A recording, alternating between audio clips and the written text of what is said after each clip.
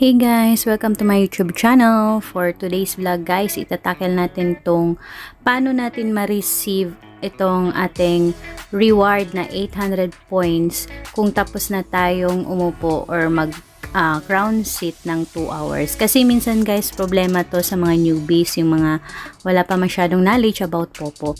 So ngayon guys, ituturo ko sa inyo kung ano ang dapat natin gawin para ma-receive natin tong ating 800 points na extra reward regarding sa ating 2 hours CS or crown seat task. Ayan, make sure guys na complete nyo yung 2 hours na crown seat task ninyo sa Party Live. And then may makikita kayong 3 horizontal lines sa baba. I-click nyo yan. And then, punta kayo dito sa rewards, yung may blue star. Ayan. So, automatically, pupunta tayo dun sa ating mga task. Ayan. And then, i-claim natin yung 1 hour na 800 points for my party crown seat task. Ayan. I-claim natin. Click lang natin tong receive. And then, after that is, i-confirm lang natin siya, guys.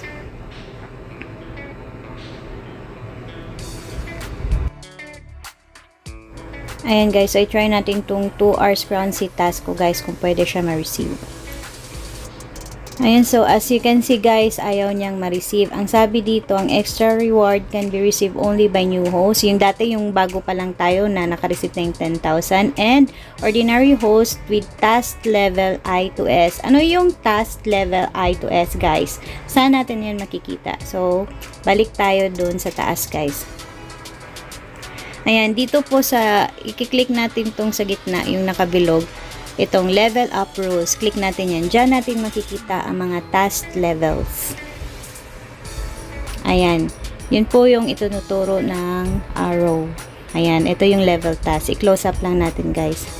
Ito, guys, ang level I to S na level task. So, make sure, guys, dapat ma-reach nyo tong mga corresponding earnings. And for example, dito tayo sa level I, guys, kasi ito yung pinakamababa. So, dito sa level I, kailangan maka-reach ka ng 150,000 earnings para magkaroon ka ng 3,000 points per hour. So, within 1 day, meron kang 2 hours na live.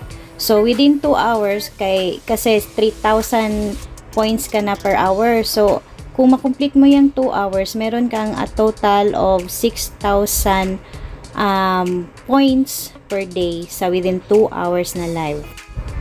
Kung everyday kayo nagtitrade, guys, tataas at tataas po yung earnings ninyo.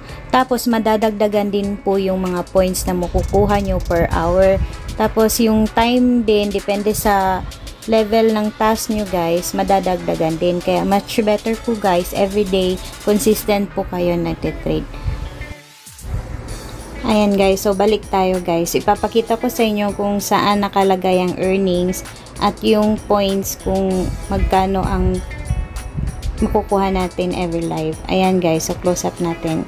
Ayan, guys. So, dito po natin makikita ang earnings. So, dapat at least 150,000 ang earnings natin para makuha natin yung extra reward na 800.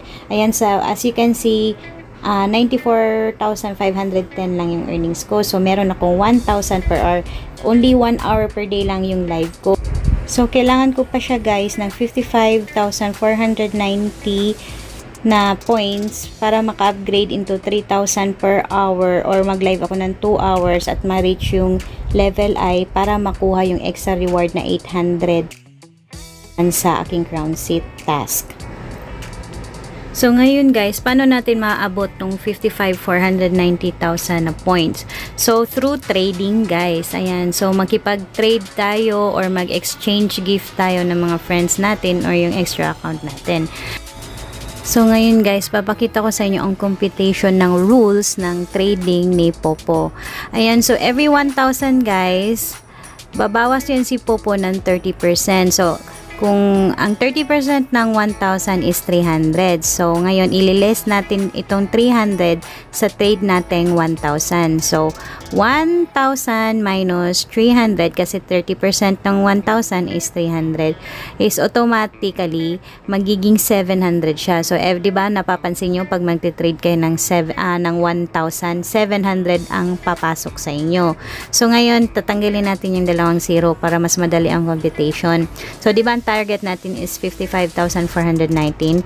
Ayan. So, mag-type lang tayo ng 7 plus 7 plus 7 hanggang ma-reach natin yung at least 55 pala yun. 55,490.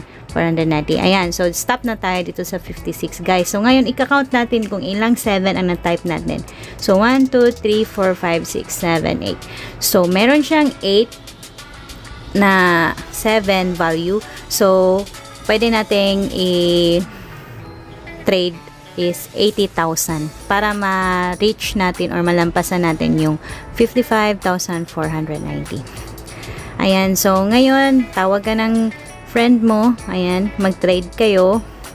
Kung may coins, dapat may coins ka kasi exchange gift kayo. Click natin to. Tapos, click natin tong gift. Hanap tayo ng item na pwedeng i-trade. Kasi may value man yan sa baba. Nakalagay kung magkano. Ayan. So, ito. Kausapin mo yung partner mo or yung ka-trade mo na ito, mag-trade tayo ng crown. Ayan. Para safe. Ayan. So, dito sa akin, nakikipag-trade ako kay Dixie Toy.